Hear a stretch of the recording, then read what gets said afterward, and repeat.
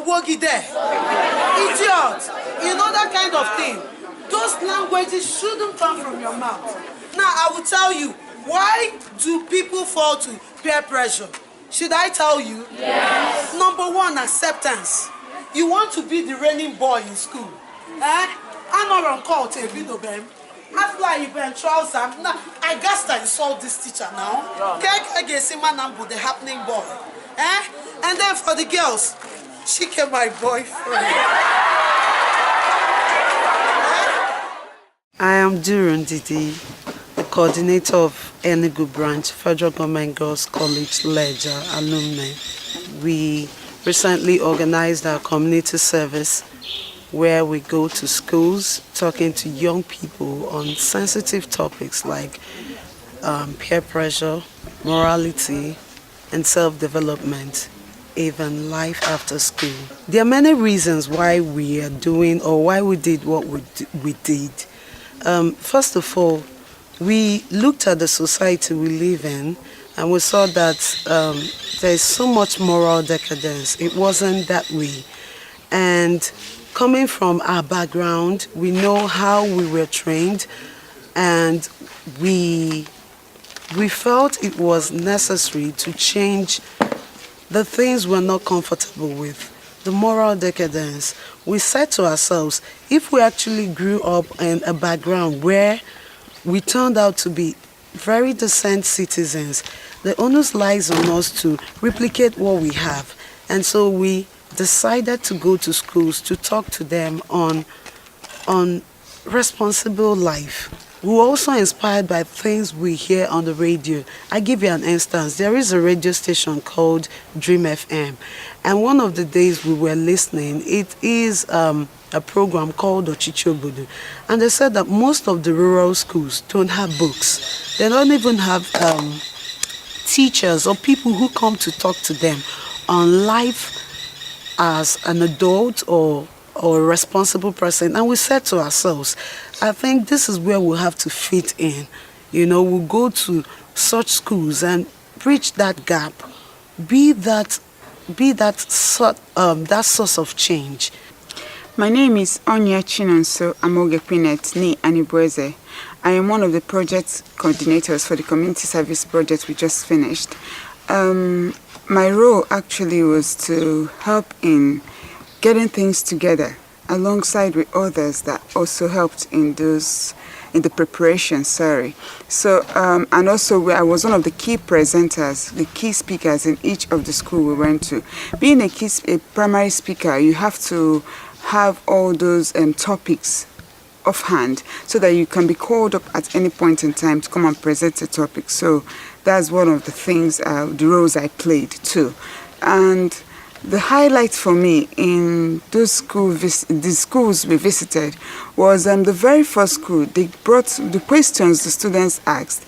As in, I could see that we really touched lives. They were able to speak their minds. You see these children they're battling this peer pressure at a very high level. So they were able to speak their minds to us. Though they couldn't stand up and raise up their hands and say it, they had to write down their questions on papers, and we read them out and answered them. Some even went the extra extent of sending text messages, which we also went on to reply. So one of the text messages that I really liked, one said, I really miss you guys. Thank you so much for coming. You turned my life around. I hope you'd come again and visit us.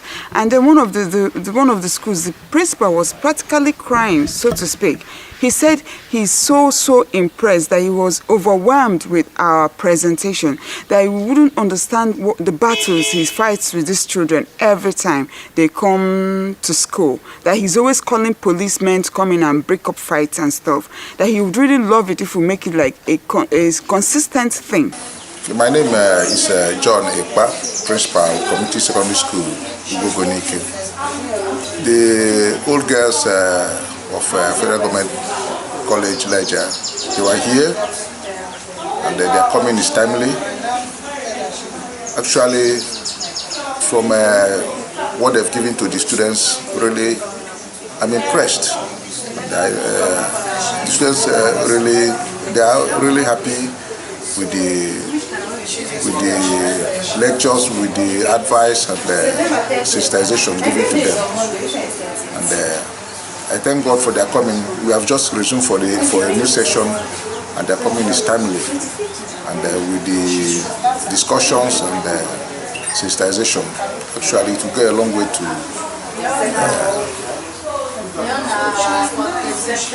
change students in the way they reason, the way they think, and the friends they keep. I thank God for them. Their coming is really timely, and thank God for them. My prayer for them is that they should continue.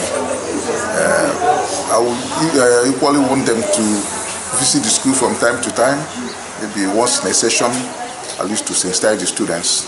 I really enjoyed their coming, and I pray they will equally extend the visits to other schools. They are really doing a wonderful job. I'm Wisdom Isu, a member of Fggc Lejja Alumni Enugu branch. This community service has been everything. Like, it's so beautiful the way we reach out to these kids, and they actually open to us because we make ourselves so reachable. It's not the everyday advice, don't do this, don't do that. We go way down to their level, and the way we think they will understand us better.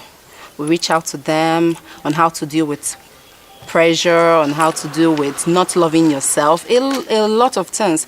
And the beautiful part of it all is when they come back with heart-wrenching questions, and you see they don't know, and they actually do want to know.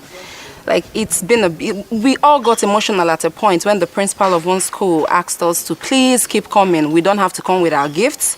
We should just make our time and come over and over again, because he's saying that the impact on the students has been very positive. You have to pass your exams, you have to be good at what you do, but also learn your skills. If your mother is a tailor, after school, go there and sit down. Learn it. If your mother is a hairmaker, after school, go with her. If your mother cooks, there are people that landlords all over the place that started with cooking.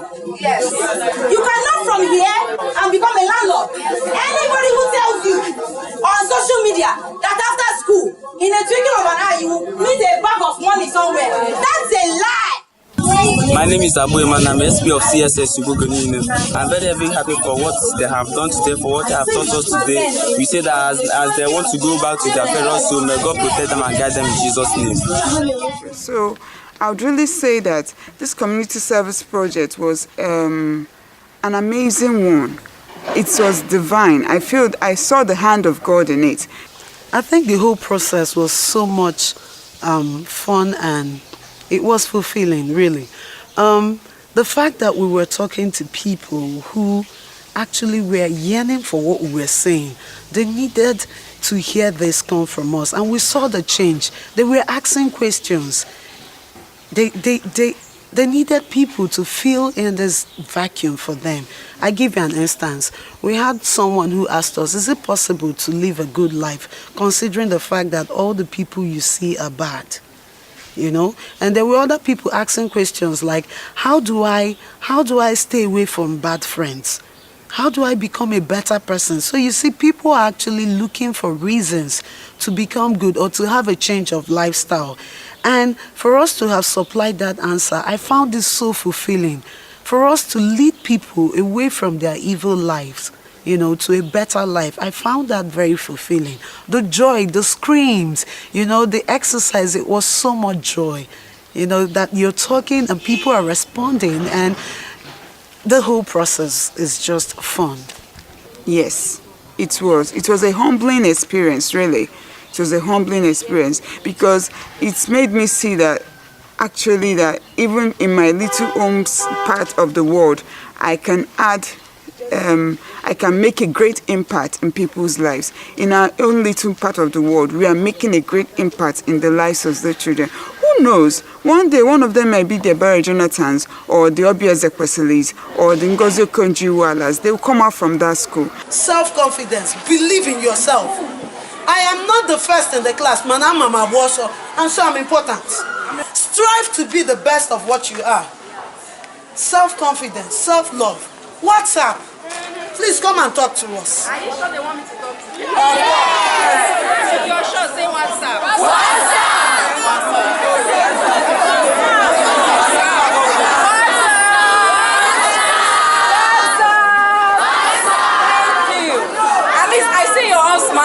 Because usually I love people that smile. If your neighbor is not smiling, please let's go.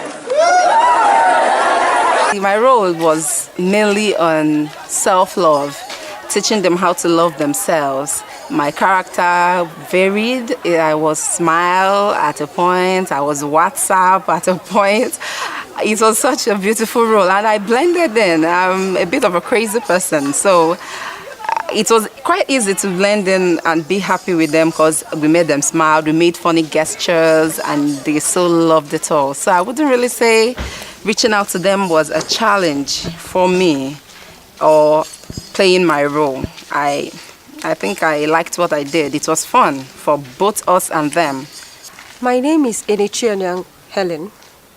The experience about this community service has been awesome and changing too for me as a person, because there are some schools I never expect would be in such state.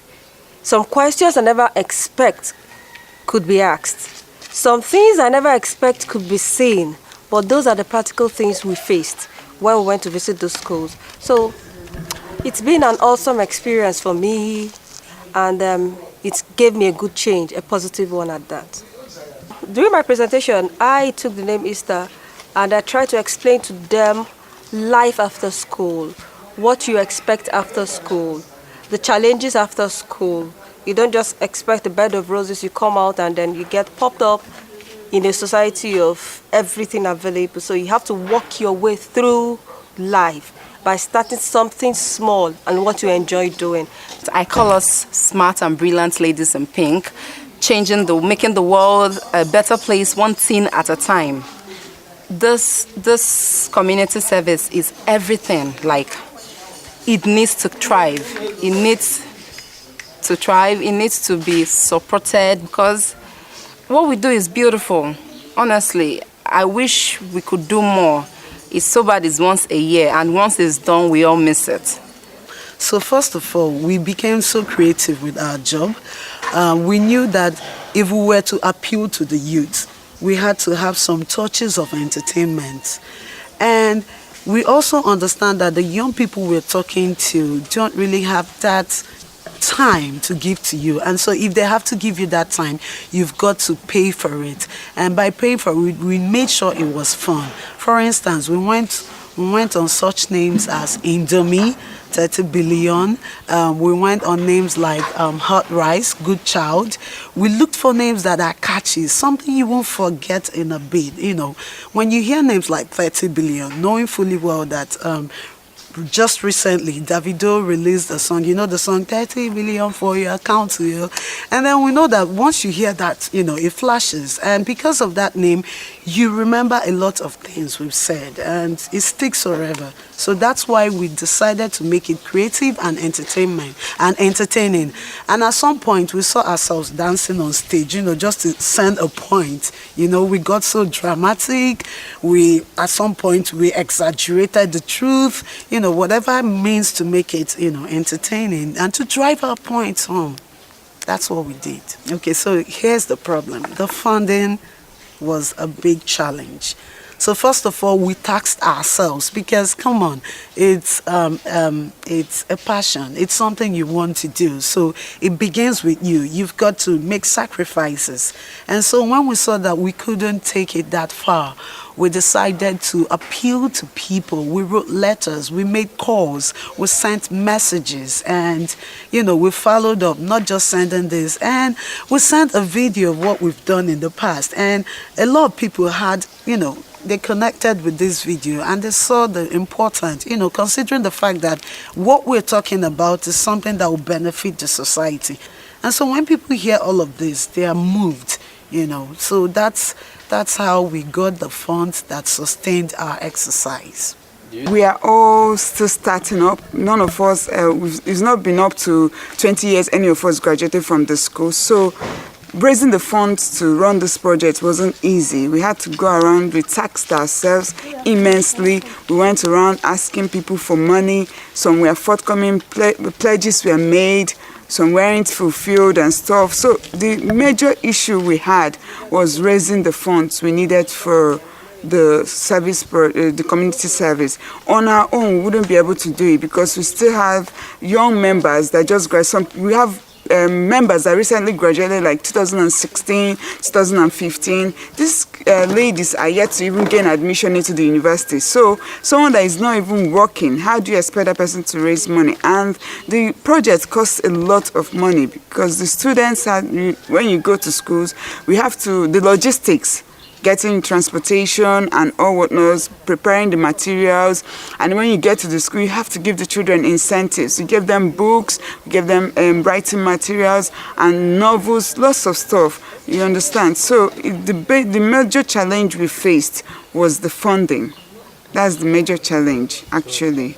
Most of the schools we visited, we discovered that they needed books. And so most of the money we got from people, we invested in books.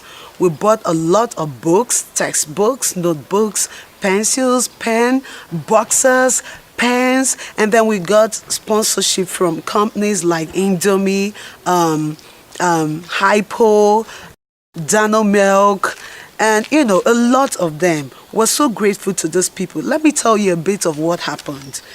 We actually got to the crescendo of the fun when we were disseminating this gift and would see kids, thank you, we love you. We were so excited. They would queue up, we would give them one after the other. So it means a lot to us. We want to say a very big thank you to all of the people who cooperated with us, gave us gifts, gave us money at this period. Thank you so much, dear. You would see that we made very good use of the resources and the money you gave to us. I want to redirect our attention to the rural schools. I want people to remember that there are schools in the rural areas.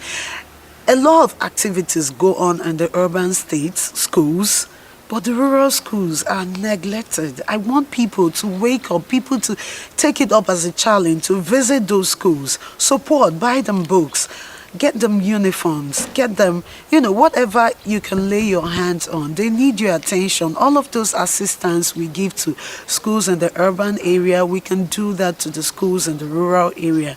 Invest in our youth. I think that's the most important thing anybody can do to the society. Oh my God, I can't thank my team enough. They've been very supportive. We're family. I don't know, like a huge family, so full of love. We understand ourselves by just looking at ourselves. We know what we want to do.